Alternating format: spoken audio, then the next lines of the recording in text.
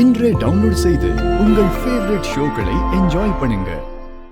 நீங்களே சொல்லுங்க அக்கா, என்ன வளர்த்தவரையே எப்படி நான் கல்யாணம் பண்ணிக்க ஒத்துக்குவேன்? அதுவும் இவ்ளோ வயசு வித்தியாசம் வேற. இதெல்லாம் அவங்க யோசிச்சு நான் சம்மதிக்க மாட்டேன்னு தெரிஞ்சு ஒரு பிளான் பண்ணிட்டாங்க. வேற ஒரு பையன் போட்டோவை காட்டி இவன் தான் உனக்கு மாப்பிள்ளைன்னு சொல்லி என்ன கல்யாணத்துக்கு சம்மதிக்க வச்சுட்டாங்க.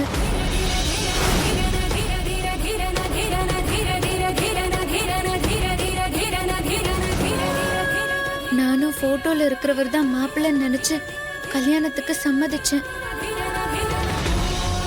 கோவில்ல வச்சு கல்யாணம்க்கா. கல்யாணம்னு சொன்னா ஒரு பொண்ணு எவ்வளவு சந்தோஷமா இருப்பாளோ அப்படி ஒரு சந்தோஷத்துல தான்க்கா நானும் இருந்தேன். ஆனா எல்லாமே வெறும் கனவா போயிடுச்சு. கல்யாணத்துக்கு மேடையில உட்காரும் போதுதான் எனக்கு தெரியும் என் கழுத்துல தாலி கட்ட போறது அவங்க என்கிட்ட சொன்ன பையன் இல்ல, என் மாமான்னு. என்னால அதை தாங்கிக்கவே முடியலக்கா. இப்படி நம்ப வச்சு மோசம் பண்ணிட்டாங்களேன்னு ரொம்ப அழுதேன். என் மாமா என் கழுத்துல தாலி கட்டுறதுக்குள்ள எப்படியாவது அங்கிருந்து தப்பிச்சிடணும்னு பார்த்தேன். ஆனா என்னால தப்பிக்க முடியல. இப்படி ஒரு கல்யாணம் நடக்கிறதுக்கு நம்ம செத்தே போயிடலான்னு எனக்கு தோணுச்சுக்கா. நிஜமாவே அன்னைக்கு மட்டும் மாமா என் கழுத்துல தாலி கட்டியிருந்தாருன்னா அப்பவே அரளி விதைய அரைச்சு குடிச்சு செத்து போயிடலாம் தாங்க இருந்தேன்.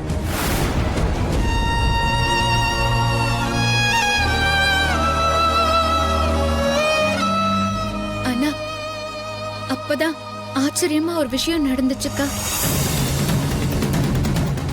எந்த பையன் போட்டோவை எனக்கு காட்டி இவர்தான் மாப்பிள்ளைன்னு சொல்லி என்ன ஏமாத்தினாங்களோ அந்த பையனே அந்த கோவிலுக்கு வந்திருந்தாரு.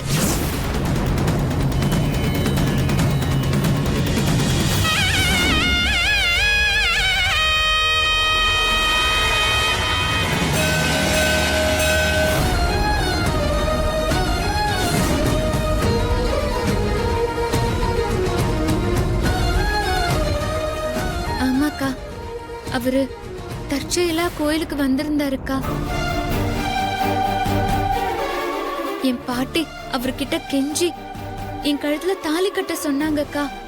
ஆனா அவரு ஒத்துக்கவே இல்ல.